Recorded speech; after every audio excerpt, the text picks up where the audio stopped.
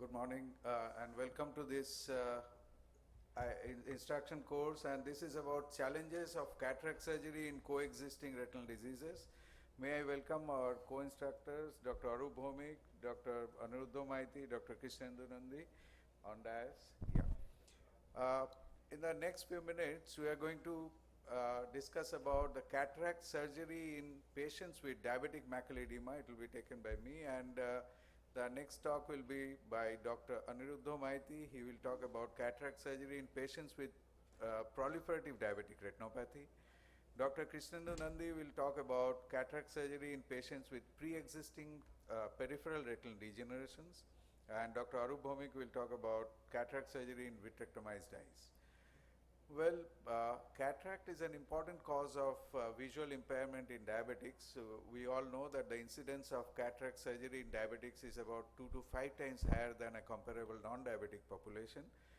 Let us take a case example. This 52-year-old male who was diabetic hypertensive for 8 years was on oral hypoglycemic agents, and his HbA1c was 7.9 on presentation.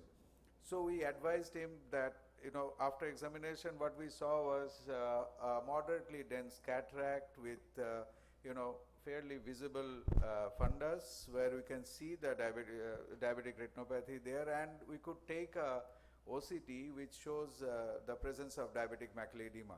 So we advised him that he should go for good glycemic control first, and then he should he should undertake treatment for diabetic macular edema, and then maybe we will consider cataract surgery. But he was not convinced. He wanted the cataract surgery to be done first, and so he had gone to one of the charitable wings where his random blood sugar was found to be about 190, so he got a cataract surgery done. But after cataract surgery, he did not get optimal visual results, and so after 2-3 months, he had been going to other doctors who had told him about the same thing. Treatment of diabetic retinopathy was important for him. So he came back to us after 3 months, and this is what we found. And the OCT picture shows clearly that the DME had increased profusely, and thereafter he got monthly injections of anti-VEGF and the diabetic macular edema resolved. So the objective of today's discussion is the current guidelines. What do we follow? The progression of DME after cataract surgery, management of DME after cataract surgery, and the effect of cataract surgery on DME in vitrectomized eyes. For this purpose, actually we can use any of the guidelines. What we have chosen to discuss has been taken from the preferred practice pattern of AO for diabetic retinopathy, the ICO guidelines, and our very own ICMR guidelines. If we look at the principles of management, for mild cataracts, we need to carefully assess the diabetic retinopathy status, and patients without vision loss with a clear fundus view may not require cataract surgery. Like what we have just seen, for a moderate cataract, we need to attempt to treat any severe NPDR with or PDR with laser PRP and DME with focal or grid lasers or anti-VEGF therapy before cataract surgery. And for severe to advanced cataract with poor fundus view, like this case, if diabetic retinopathy status cannot be assessed adequately, we need to consider early cataract surgery, and thereafter we need to assess and treat as necessary. Well, if DME is present beforehand, we need to consider anti-VEGF therapy before surgery, at the time of surgery, or after surgery if DME is present, if that is seen after media is cleared. Now, how does DME progress after cataract surgery? To know that, we need to look into the natural history of macular edema after cataract surgery in diabetics, and we need to understand that the poor visual outcome depends on the status of diabetic retinopathy prior to surgery, and the main cause of poor visual results after lens surgery were complications of proliferative diabetic retinopathy or DME. Now the UK Diabetic Retinopathy EMR group has published, and we can now know the risk of macular edema associated with preoperative grades of retinopathy, And the highest risk was with severe NPDR, who had the risk of about 13.1% for developing DME after cataract surgery. Now, how do we manage DME after cataract surgery? We need to look at preoperative and perioperative considerations.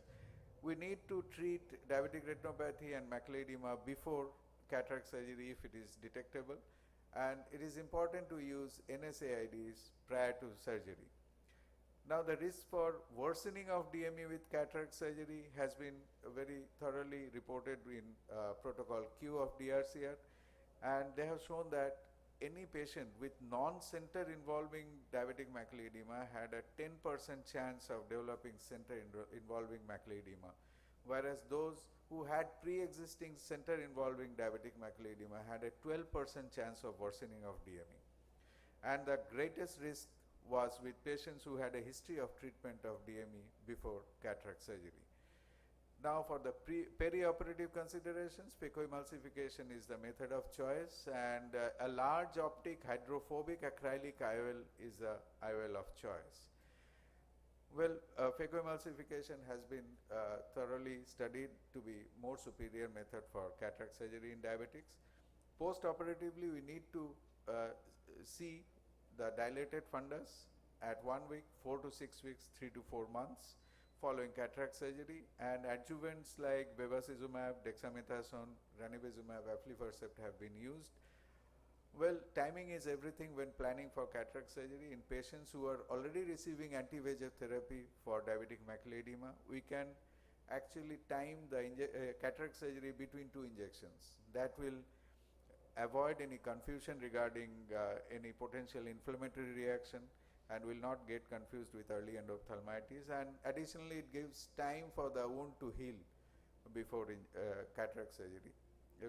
These are some review literatures which are of interest. One very important point is to differentiate DME from pseudophakic macular edema in diabetic patients, and the best thing is to look for diabetic retinopathy signs if there are exudates and microaneurysms, and then we can relate it with diabetic retinopathy. But otherwise, if we do not find them, it points towards pseudophakic CME, and the surest way to understand that is fundus fluorescein angiogram, wherein we will find a staining of the optic disc and with a typical petalloid pooling of dye in pseudophakic CME, whereas a normal disc with leaking microaneurysms in DME. Well, what is the effect of cataract surgery on DME in vitrectomized eye? Well, previous vitrectomy does not appear to lessen the rates of post-cataract surgery macular edema. So, to summarize, pre-existing DME prior to cataract surgery or history of previous treatment of DME may increase the chance of DME after cataract surgery. Assessment and treatment of DME prior to cataract surgery is of utmost importance, and treatment of DME with intravitreal anti-VEGF steroids or lasers have shown promising results. Thank you. We will all welcome